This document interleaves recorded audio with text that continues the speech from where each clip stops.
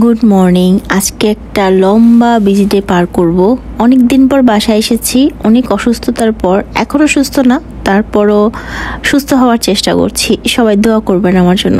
আসসালামু আলাইকুম, কেমন আছেন আপনারা সবাই? ঘুম থেকে উঠেই দেখলাম যে বাইরে অনেক রোদ, মানে অনেক বেলা হয়ে গেছে। উঠতে উঠতেই অনেক বেলা করে ফেলেছি। ভাবলাম যে কি খাওয়া যায়, তারপর মনে হলো একটু চিয়া পুডিং খাই, কিন্তু তারপরেও মনে হলো যে এটা তো রেডি করে রাখিনি। ভাবলাম ঠিক আছে ইনস্ট্যান্ট রেডি করি।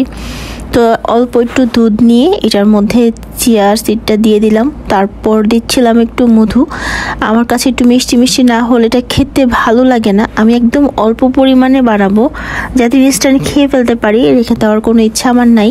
তারপরে হচ্ছে আমি 2 ধরনের কিশমিশ নিয়ে নিলাম, এগুলোকে আমি ওয়াশ করে নিব। এই ধরনের ড্রাই ফ্রুটসগুলোতে কিন্তু অনেক ধুলোবালি থাকে, আপনারা যারা খাবেন তারা অবশ্যই ভালো করে ক্লিন করে নেবেন। এরপর একটা আম নিয়ে নিলাম। এখন যেহেতু আমের সিজন না, তাই এখনকার আম একটাও মজা না, হয় মিষ্টি কম হবে পানসা, অথবা হবে অনেক বেশি টক। তারপর ওই যে মন মানে না, আম দেখলেই মনে হয় দৌড় দিয়ে যেয়ে নিয়ে আসি। তো এই তো আমার চিয়া পুডিং রেডি। তবে এখন এটা আমি খেয়ে নিব না, এটা আমি একটু রেখে দেবো রেফ্রিজারেটরে। একটু ঠান্ডা হলে আর একটু জমলে তারপর হচ্ছে এটা আমি খাবো। আর এটা হচ্ছে আমি যেভাবে দেখেছেন একটু এলোমেলোভাবে কেটেছি, কারণ আমি তো খাবো, চিবিয়ে খেলে অসুবিধা কোথায়। গতকাল রাতে এই পার্সেলটা এসেছিলো, এটা আমি গৃহসজ্জা পেজ থেকে অর্ডার করেছিলাম বাগানে গাছগুলোকে সুন্দরভাবে গুছিয়ে রাখার জন্য। তো এটা গতকাল সন্ধ্যার ভিডিও, সে সুন্দর করে এটাকে সেট করে দিয়েছিল। বাট পাতাগুলো সব নষ্ট হয়ে গেছে, যেহেতু আমি এতদিন বাসায় ছিলাম না, গাছগুলো সব নষ্ট হয়ে গেছে। আগে পারলে হয়তো এই পাতাগুলো খেতে পারতাম, এখন আর সে উপায় নেই। আর এই আমার শখের ড্রেসিং, যেটা হচ্ছে ভেঙে ফেলেছে আমার আদরের ভাতিজি। যাই হোক, বাচ্চা মানুষ, কোনো ক্ষতি হয় না, এই জন্যে আল্লাহর দরবারে অনেক অনেক শুকরিয়া। তো এই গাছগুলো হচ্ছে এখন কাটাকাটি করতে হবে, কারণ এই যে দেখেন পাতা সব নষ্ট হয়ে গেছে। খুব আফসোস লাগতেছিল, ইচ্ছা ছিল শুটকি দিয়ে খাবো। আর এই গাছটা এসির বাতাসের কারণে একদম মরে যাচ্ছে, বাট কিভাবে যে সেট করব বুঝে পাই না। আমার কাছে মনে হয় ঘর আপনি বা বারান্দা যতই বড় হোক না কেন, যাদের শখ একটু বেশি, তাদের জন্য মনে হয় কখনোই তা একদম মন মতো হয় না। মনে হয় আর একটু বড় হলে ভালো হতো, আরও জায়গা থাকলে ভালো হতো, এমনটা মনে হয়। এই গাছটা আমি বাসায় রেখেই বড় করেছি, মাশাল্লাহ মাশাল্লাহ, এত সুন্দর হয়েছে বলার মতো না। তো ভাবলাম যে একটু ওয়াশ করে পানি দিয়ে দিই, তাহলে হচ্ছে আরও সুন্দর হবে। আর অনেক সময় দেখা যায় বারান্দায় থাকলেও গাছ এত সুন্দর হয় না। আমি খুব অবাক হয়েছি, এই গাছের গ্রোথটা আমার খুব ভালো লেগেছে। তো একটু রোদে দিয়ে দিলাম। আমি বাসায় যে গাছগুলো থাকে, ইনডোর প্লান্টসগুলো যেগুলো একদম ঘরের মধ্যে থাকে, সেগুলো মাঝে মাঝে এরকম রোদে দিয়ে দিই। আর এই গাছটা হচ্ছে ওয়াশরুমে থাকে আমার, এটাও হচ্ছে একটু হলুদ হলুদ হয়ে গেছে। ওই যে একটা কথা আছে না, যে যত্ন করলে সবই সুন্দর থাকে, অযত্ন করলে ভালো জিনিসও নষ্ট হয়ে যায়, সেই অবস্থা। আর এই ফ্লাওয়ার ভাসটা চেঞ্জ করতে হবে, সাথে ফুলগুলো, কিন্তু আসলে ফেলতে মায়া লাগে। দেখেন কি অবস্থা, ঘরের একটা জায়গাও মনে হয় একটু সেটেল ডাউন নাই, সবই এলো মেলো উলট পালট। কত দিন লাগিয়ে যে এগুলো আমার গুছাতে হবে তার কোনো হিসাব নেই। আমার এমনিতেই এইসব কাজকর্ম করতে অনেক বেশি আলসামি লাগে, তার মধ্যে এত কাজ জমে গেছে যে কি বলবো। এই গাছগুলো দেখেন, এই ঘাসফুল টাইপ গাছগুলো সবই আমি হসপিটাল থেকে নিয়ে এসেছি। মানে হসপিটাল যতবারই গিয়েছি আমার টার্গেট ছিল আমি এই গাছগুলো নিয়ে যাব। তো যাই হোক, লাস্টবার যখন আসলাম তো নিয়ে এসেছি, এসে পানিতে রেখেছি। আর এটা ছিল একটা কোরআন শরীফ স্ট্যান্ড, জায়নামাজ কোরআন শরীফ স্ট্যান্ড, বাট ওটা এখন আর বাসায় রাখার জায়গা পাচ্ছি না, যার কারণে ভাবলাম এটার মধ্যেও গাছ লাগিয়ে ফেলি। আর এই লতিগুলো কালকে নিয়ে এসেছিলাম, রেডি করাই ছিল, মানে এভাবে রেডি করেই সেল করছিল। আজকে ভাবলাম একটু লতি চিংড়ি করব। এই চিংড়ি মাছগুলো অনেক দিন ধরে ফ্রিজে রাখা, এত বেশি সময় রাখলে মাছ মজা লাগে না। তো ভাবলাম যে যা আছে তা দিয়ে লতি দিয়ে চিংড়ি মাছ রান্না করে ফেলবো। লতিগুলো অনেক বড় বড় করে কেটে ফেলছে, যাই হোক আমার আর কাটতে ইচ্ছা করছিল না। তো ভাবলাম যে এটা রান্না করি, একটু ভাত রান্না করি, আর সাথে হচ্ছে বেগুন আলু দিয়ে রুই মাছ যেটা তরকারি করে ফেলি। এই দেখেন 2 জায়গায় 2 রকম রুই মাছ, ওইগুলো হচ্ছে আমার জন্য, কারণ আমি ভাজা মাছ ছাড়া খেতে পারি না।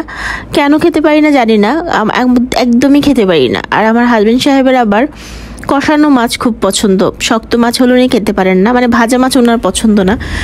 তো যাই হোক, 2 জন মানুষের জন্য 2 রকম প্রিপারেশন করতে হয়, এটাই মনে হয় সংসার। তবে এখানে অনেক ভালো কিছু দিক আছে, সেটা আপনাদেরকে একটু পরে বলছি। যেমন তার জন্য আমি একটু কষ্টটা বেশি করলাম, উনিও কিন্তু আমার জন্য অনেকই কষ্ট করেন। এখানে একটা এক্সস্ট ফ্যান আছে, তারপরে উনি আমার জন্য আরেকটা ফ্যান নিয়ে এসেছে, এটাই মনে হয় ভালোবাসা। সাথে জানলা তো আছেই। তো যাই হোক, এরকমই একজন হাজবেন্ড এবং একজন ওয়াইফের একে অপরের প্রতি এই ছোট ছোট কেয়ার বা ভালোবাসাগুলোই কিন্তু একটা সংসার টিকিয়ে রাখতে হেল্প করে। এগুলো না থাকলে কিন্তু সংসার আর কিছুই থাকে না। তো যাই হোক, আমার মাছ ভাজা হয়ে গেছে। এটাকে আসলে আমার হাজব্যান্ড দেখতে বলতো এটা মাছ ভাজা না, এটা মাছ পুরা, কারণ এটাকে আমি এত ফ্রাই করেছি। আর আমার একদম কড়কড়া করে মাছ ভাজাই অনেক বেশি পছন্দ। এবার আমি তার জন্য সুন্দর করে মশলা কষিয়ে নিব মাছ এটাকে সুন্দর করে বেগুন আলু দিয়ে রান্না করার জন্য।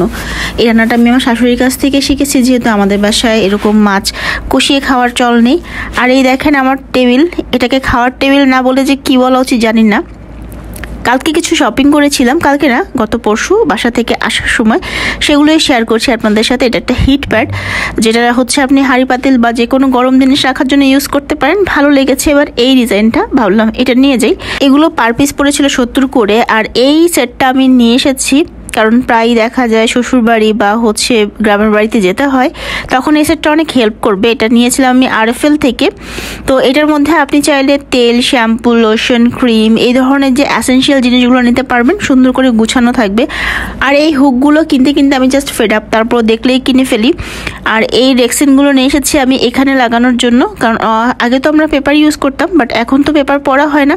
পেপার নেই, ভাবলাম এগুলো সুন্দর লাগছে, দেখতেও ভালো লাগবে আর একটা দীর্ঘস্থায়ী জিনিস হবে। সাথে নিয়েছিলাম এই মগগুলো, এগুলো 150 টাকা করে নিয়েছিল। আচ্ছা, ওই রেক্সিনগুলো 150 টাকা করে রোল ছিল। তো এই মগের একটা সেট তৈরি করেছি, আর আপনাদেরকে এগুলো দেখাতে দেখাতে আমার লতি তরকারি পুড়ে গেছে। ব্যাপার না, এটাও খাওয়া যাবে। আর এখানে হচ্ছে আমার মাছও কষানো হয়ে গেছে, দুই চুলায় দিয়ে গিয়েছিলাম, এসে দেখি এই অবস্থা। আল্লাহ বেঁচেছে যে তার তরকারিটা নষ্ট হয়নি, কারণ এই তরকারিটা নষ্ট হলে আমি কষ্ট পেতাম, কারণ এটা তার জন্য। আর লতিটা নষ্ট হলে সমস্যা নেই, কারণ এটা আমার জন্য ছিল। তো যাই হোক, আমার রান্নাবান্না মোটামুটি তো কমপ্লিট। মাছগুলো এখন আমি তুলে ফেলবো। মাছ কষানোটাই সবচাইতে আমার কাছে মানে ঝামেলার মনে হয়, কারণ ঠিক মতো যদি মাছটা কুক না হয়, মাছের মধ্যে একটা আষ্টে গন্ধ থেকে যায়, খেতে ভালো লাগে না। আর যেহেতু এইভাবে আমি রাঁধতে ইউজড না। আর এখন আমি আলু আর বেগুনগুলো একসাথে দিয়ে নিব। আমার শাশুড়ি আম্মু হলে অবশ্য আলুগুলো আগে দিয়ে একটু সিদ্ধ করে নিতেন, তারপর বেগুন, যার কারণে তার তরকারিটা দেখতেও সেরকম সুন্দর হতো, বেগুনগুলো আস্ত থাকতো, আলুগুলোও সুন্দর থাকতো। বাট আমারও তো ধৈর্য কই, রান্না করে যে খাচ্ছি এটাই তো অনেক বেশি। এবার আমি টেবিলটা একটু গুছিয়ে নিব। এগুলো সব আমি একটা ট্রেতে রেখেছি, যেহেতু তেল আছে এগুলোর মধ্যে, তেল পরে নষ্ট হয় এই জন্য। আর এই নাটোরের কাঁচা গোলাটা আমার হাজবেন্ড নিয়ে এসেছে গতকাল গ্রামের বাড়ি থেকে আসার সময়। আমার এটা দেখে নাকি তার আমার কথা মনে পড়েছে, বুঝলাম না এটার সাথে আমার কি সম্পর্ক, কিন্তু আমি অনেক খুশি হয়েছি। ছোটবেলায় হচ্ছে আমি এগুলো খেতাম অনেক। আর এটার যেই প্লাস্টিকটা আছে, এটা দিয়ে হচ্ছে আমি ব্লাশন হিসেবে ইউজ করতাম, মানে চিকচিকি, তখন তার ব্লাশন চিনতাম না। তো এই তো আমার টেবিলটাও মোটামুটি সেট হয়ে গিয়েছে। আজকে ছিল একটু গতকালের লেফট ওভার গরুর মাংস আর হচ্ছে মাছ ভাজা। আর আমাকে দেখেন, পেঁয়াজ কেটেছি সেই কোন ঘন্টাখানেক আগে, এখনও চোখ থেকে পানি পড়ছে, তো পড়ছেই। এই অবস্থা। মাছ রান্না হয়ে গেছে, একটু হচ্ছে এটার উপর ধনেপাতা দিয়ে দিলাম। ধনেপাতা দিলে যে কোনো মাছ বা যে কোনো ভাজি আমার কাছে অস্থির রকম ভালো লাগে। আর এখনকার ধনেপাতাগুলো ভালোই, দেশি ধনেপাতা। মাছ দিয়ে তো একদম ঘাস ঘাস ধনেপাতা বের হয়েছিল, ওগুলো খেতে একদমই ভালো লাগে না। আজকে খুবই র্যান্ডম একটা ব্লগ ভিডিও আপলোড করছি, অ্যাজ লাইক আমি কি করলাম সকাল থেকে ঘুম থেকে উঠে, সেরকম কিছু একটা। আমি এই ধরনের ভিডিও ভাবছি এখন থেকে আপনাদের সাথে শেয়ার করব। আপনাদের যদি ভালো লাগে আপনারা জানাবেন, কেমন লেগেছে তা কমেন্টস করে দিবেন। তো এই হুকটা এখানে সেট করলাম, আর এই হুকগুলো সেট করার কিন্তু মিনিমাম 20 মিনিট পরে আপনি কিছু ঝুলাবেন। আর দেখেন একটু ধোয়ার পরে জিনিসটা কত সুন্দর হয়ে গেছে। এই ঘরটার মধ্যে আমি আমার খুঁটিনাটি জিনিসগুলো রাখি, যেগুলো হারিয়ে যাওয়ার সম্ভাবনা আছে বা রেগুলার ইউজ হয়। এটাও সেট হয়ে গিয়েছে। আর এখানে আমার টেবিলটাকে আমি ঠিক এভাবে আপাতত সেট করেছি। আমি এই টেবিলটাকে আমার প্রয়োজন অনুযায়ী বিভিন্ন সময় চেঞ্জ করে করে সেট করি। তো যাই হোক, এই ছিল আমার আজকের ভিডিও। আশা করছি আপনাদের কাছে ভালো লেগেছে। ভালো লাগলে লাইক, কমেন্ট, শেয়ার করতে ভুলবেন না। নতুন হয়ে থাকলে অবশ্যই চ্যানেলটি সাবস্ক্রাইব করে রাখবেন, সাবস্ক্রাইব করে পাশে বেল আইকনটি দিয়ে রাখবেন। আল্লাহ হাফিজ।